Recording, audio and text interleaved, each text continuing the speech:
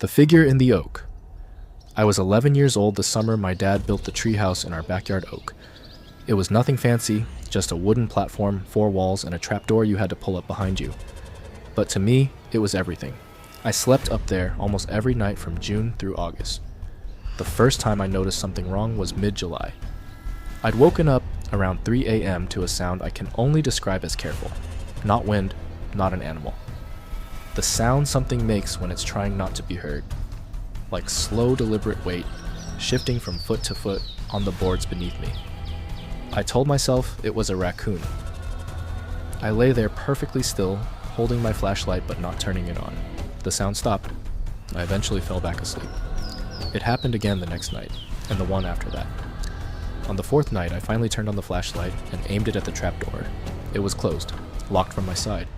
But when I shone the light at the far corner of the room, the corner I always told myself was just shadow, I saw the outline of something crouched against the wall, too tall to be fully upright, too still to be an animal. I screamed. My dad came running. When he opened the trapdoor and climbed up, there was nothing there, not a single mark on the wood. No scratches, no footprints in the dust.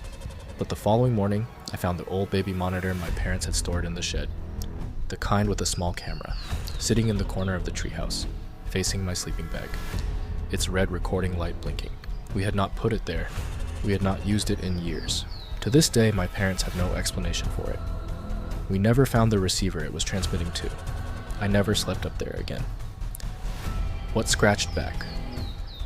My neighbor's treehouse had been abandoned for 3 years before we decided to use it. Their family had moved away. Nobody was maintaining the property. My friends and I figured it was fair game. The first afternoon was fine. We cleaned it up, brought snacks, played cards, normal summer stuff. But when we came back the next morning, the inside wall had a scratch mark on it. A single horizontal line, about 2 feet wide, deep in the wood. None of us had made it. It was too high up, too even. It looked intentional. We joked about it. Drew a smiley face next to it. Came back the day after. There was a new scratch mark directly below the first one. Same length, same depth, perfectly parallel. 2 lines now. Like something was keeping a tally. We stopped joking. One of my friends wanted to leave. 2 of us wanted to stay and figure it out. We stayed. On the 3rd visit, there were 4 marks, then 8, then 16. Each time we returned, the number had doubled. We started taking photos to document it. We brought a trail camera and mounted it facing the wall. When we reviewed the footage, the camera had captured something at 2:17 a.m. A shape outside the treehouse window, moving slowly past it. Human shape, but hunched forward in a way that made it look wrong, like its spine was curved the opposite direction it should be. The timestamp on the next frame was 2:17 a.m. again, same minute, but the shape was now inside the treehouse, facing the wall. Adding another mark. The footage lasted 11 seconds, then it cut to static for 2 hours. Then footage of us returning in the morning, completely unaware. We turned the video over to local police. They declined to investigate, saying it was likely a person. They never identified who it was. The marks kept appearing even after we stopped going. The last time I drove past that old property, the entire treehouse had been demolished. The tree itself had been cut down to a stump. I never asked why. If you would have stayed, would you have looked into that corner? The boy who lived up there. When my aunt bought the old property in Oregon, she knew the history, or thought she did. A family had lived there in the 1970s. A boy had gone missing from the property. He was 8 years old. He was never found. The treehouse was still standing when she moved in, deep in the Douglas firs at the back of the lot, barely visible from the main house. She assumed it was safe to leave it. Just an old structure, no reason to tear it down.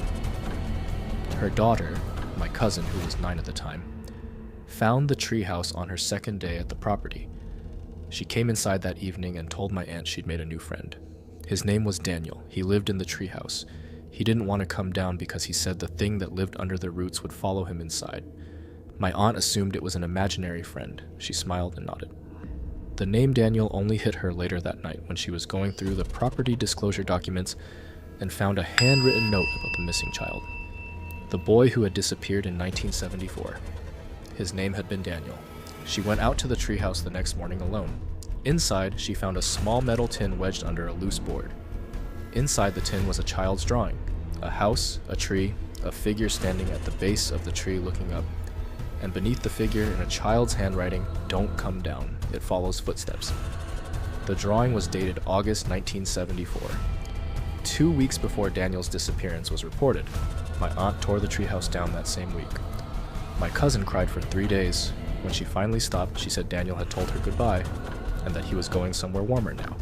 She never mentioned him again. My aunt still has the tin. She keeps it in a box in her car trunk. She says it feels wrong to throw it away and wrong to keep it inside the house. If you hear something like this at night, what would you do? I saw it looking down. I need to be clear about something before I tell this story.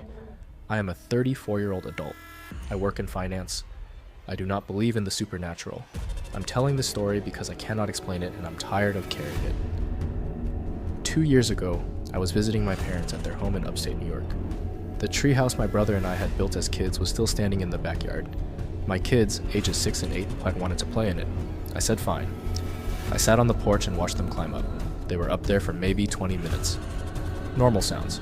Laughing, running around, the way kids do. Then it went quiet. Not gradually quiet. Instantly quiet. I looked up. My kids were standing completely still at the edge of the platform, looking down at something on the ground I couldn't see from my angle. I called out. Neither of them responded.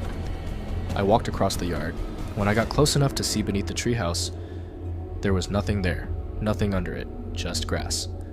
My kids turned and looked at me. Their faces were completely calm. My 6-year-old pointed straight up, above the treehouse into the branches, Arno, and said, "Daddy, why is that person sitting up so high?" I looked up. In the branches above the treehouse platform, maybe 15 feet higher, something was sitting in the crook of a thick branch. Dark, still. Shaped like a person, but the proportions were off. The legs were too long.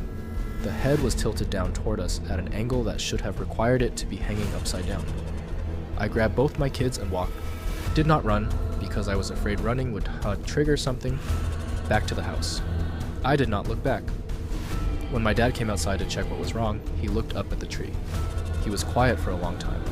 Then he told me he'd seen the same thing once when I was a child. He'd never mentioned it because he thought he'd imagined it. He thought it had been a dream. We cut that tree down the following spring. I have never told my children what I saw. As far as they're concerned, it was just a bird, a very large bird. That's the version of this story they're going to grow up with. But I know what I saw, and it was not a bird. Follow for more, friend.